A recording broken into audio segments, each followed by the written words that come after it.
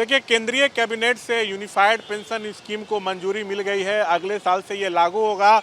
हम बात करेंगे बिहार राज्य स्वास्थ्य सेवा संघ के प्रवक्ता डॉक्टर विनय कुमार से।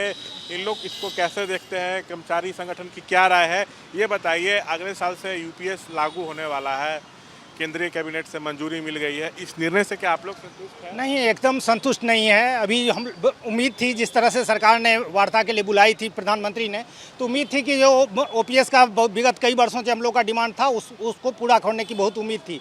देश भर में जो ओपीएस के लिए जो संगठन था वो आंदोलन करते आ रही थी, लेकिन जिस तरह से यूपीएस के द्वारा यूनिफाइड पेंशन स्कीम लाया है सरकार ने, उससे हम लोग तनिक भी संतुष्ट नहीं है। क्योंकि यूनिफाइड पेंशन स्कीम में जो में 10% जो डिडक्शन एनपीएस में होता था, फिर से इसमें यूनिफाइड पेंशन स्कीम में यूपीएस में 10% डिडक्शन की बात हो रही है। इसके अलावा जो इसमें है, जो टोटल पेंशन के लिए जो अवधि दी गई है वो 25 वर्ष दी गई है, लेकिन जो ओपीएस में था वो 20 वर्ष था।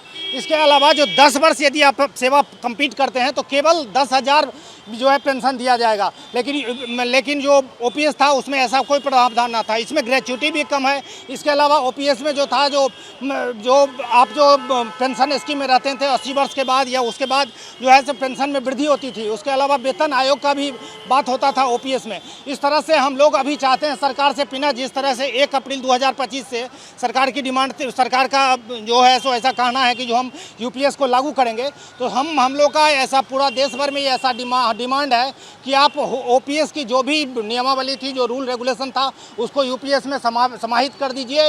यूपीएस नाम रहने से हम लोग को कोई दिक्कत नहीं है, लेकिन अभी जो इसमें पद्धति है उसमें बहुत सारी खामी है। हम लोग यूपीएस से तनिक भी संतुष्ट नहीं है। एनपीएस को तुरंत ओपीएस में कन्वर्ट कर दिया जाए, तभी कर्मचारियों में एक तरह से खुशी का माहौल बनेगा।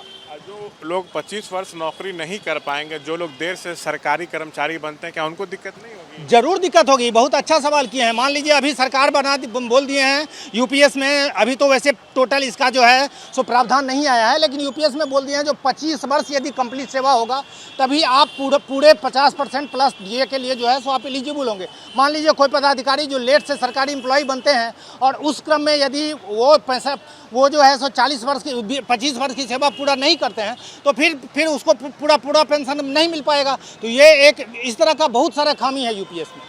तो आप लोग का यही कहना है कि या तो सरकार इसको वापस ले, और नहीं तो ओपीएस में जो प्रावधान था वो यूपीएस में डाले। लेकिन महाराष्ट्र में ये लागू हो गया है, क्या आगे चल के बिहार में भी लागू होगा? एक बड़ा सवाल है। वैसे जदयू के नेता मांग कर रहे हैं, लेकिन इससे जो आंदोलन था ओपीएस का, वो आंदोलन रुकने वाला नहीं है। सरकार जिसको मन हो, राजनीति की बात ये नहीं है। यदि कर्मचारी जीवन भर अपना सेवा देता है, अपना सर्वस्व समर्पित करता है, यदि एमएलए एमपी एक दिन की सेवा के बाद उसको पूरा पेंशन मिलता है, तो सरकारी कर्मचारी को 25 वर्ष की सेवा क्यों देने की जरूरत है? सरकारी कर्मचारियों को यदि 10 वर्ष सेवा करेगा तो 10,000 देकर क्या होगा?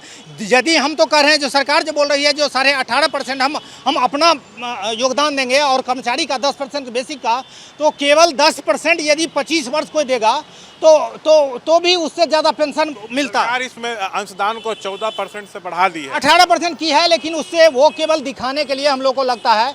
आप ही मान लीजिए जो 10% जो डिडक्शन, किसी का 1 लाख यदि वेतन है और 10% डिडक्शन करके 10,000 पर मंथ यदि 25 साल तक यदि देता है, तो वैसे ही उसका जो है सो पेंशन जो है सो 1 लाख से ज़्यादा हो जाएगी। तो मतलब आप लोग का आंदोलन जो है और बड़े स्तर पे अब हो सकता है। आंदोलन और तीव्र होगी, क्योंकि अभी जिस तरह से चुनाव से पहले एक आयोग की गठन की गई थी, तो हम लोग को ऐसा उम्मीद था कि हो सकता है ओपीएस के लिए सरकार जो है सो कृतबद्ध है।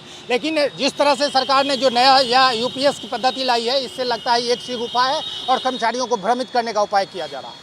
देखिए, ये लोग जो हैं इसका विरोध कर रहे हैं और कह रहे हैं कि अब बड़ा आंदोलन होगा। कैमरा पर्सन पंकज के साथ शशांक कुमार, एबीपी न्यूज़, पटना।